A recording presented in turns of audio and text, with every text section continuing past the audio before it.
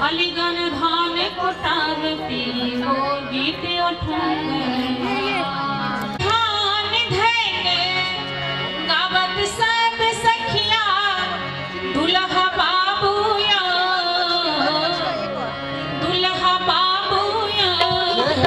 पूरा खल हो फेरी में धान दुल्हा बाबूया पूरा हो फेरी में धान दुल्हा बाबूया पूरा हो फेरी में धान दुल्हा बाबूया। दुल्हा जी को खड़ा कर दीजिए ऊपर साइड से।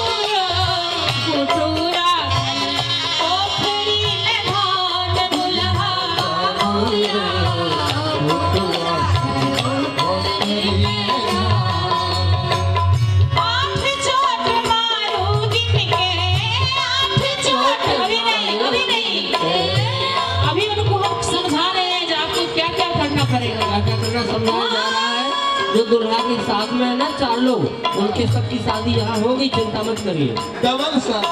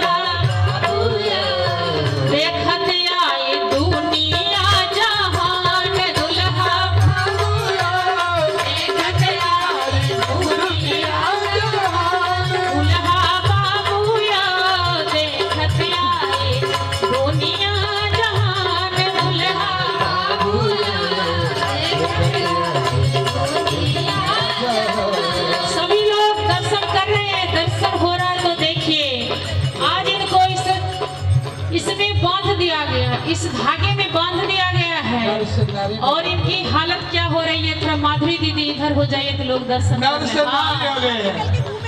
हाँ ये लोग समझ रहे थे वो मिठाई खाने को मिलेगी। हालत पंचर हो गई है वहाँ पर और इनको इस धागे में बांध दिया गया है। फिर शादी होगी, जब शादी होगी तो एक बगरिया के साथ कर दिया पूछ पकड़ के कूदेगी। तो सखियां पूछ रही हैं इनको क्यों बांध दिया गया है। ए माधुरी सखी ज्यादा मत बोलिए, सुनिए।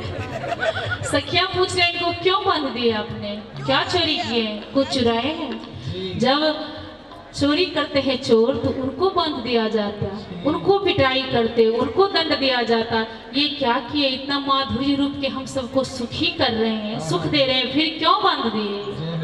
तो ये भी चोर है, ये ने चोरी किया है। क्या किया, चित चोरवा आज हम सबकी चित ही चुरा लिया। चित चोरवा आज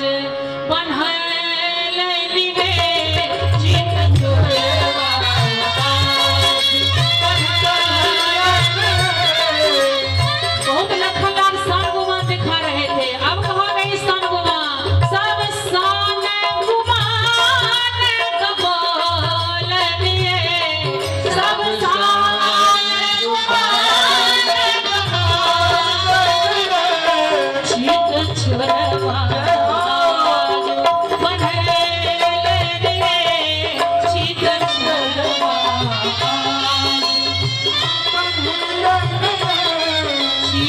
छोरवा पढ़लन है चित छोरवा आज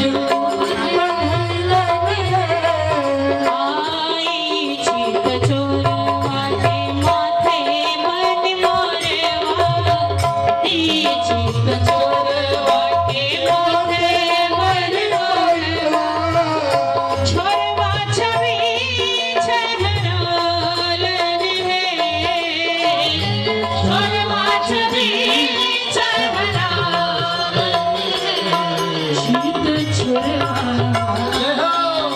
पढ़लन है चित छोरवा आप थोड़ी शिकायत कर दो, आप ज्यादा फजीती मत करिए बस। हम अगले साल से तब शराबी पक्ष में आ जाएंगे, बारात लेके नहीं आएंगे। नल बदली हो जाए। सखियों को बुद्धि ने सही में गंवारे ने अरे दही मुंह में खिलाना चाहिए कि गाल में लगानी चाहिए, और गाल में भी लगाई तो ऐसे लगाई कि जीभ से चाट भी न पाए। ई चित छोरवा थोड़ा मुंह में दे दीजिए। दीर्घ कोरवा ई चित छोरवा पार करे जवा के खेलन है पार करे जवा के खेलन चित छोरवा पढ़लन है चित छोरवा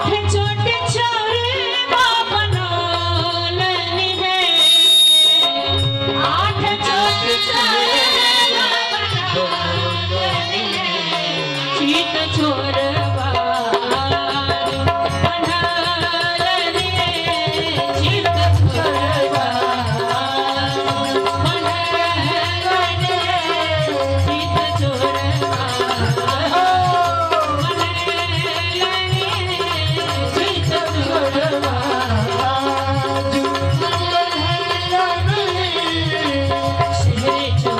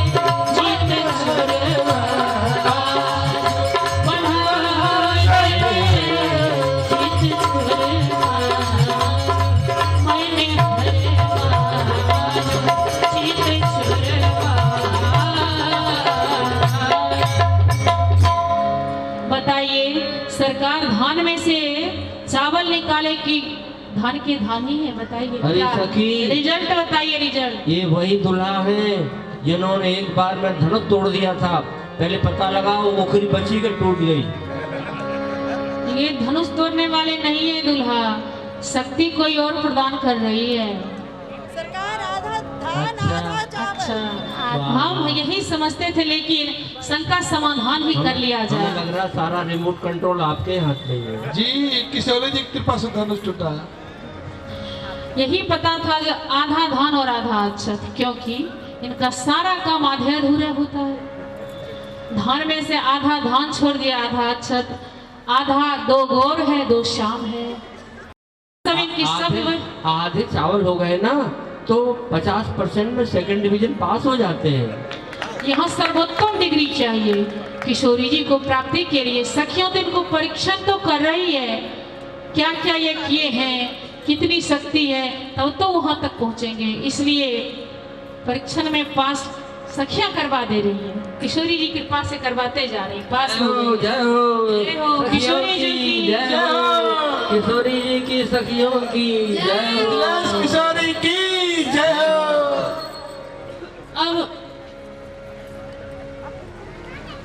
अब इस अक्षत को सखियां आम्र के पल्लम में बांध करके दुल्हा दुल्हन सरकार के कर कलाई में बांधेगी, जो मंगल का सूचक होता है।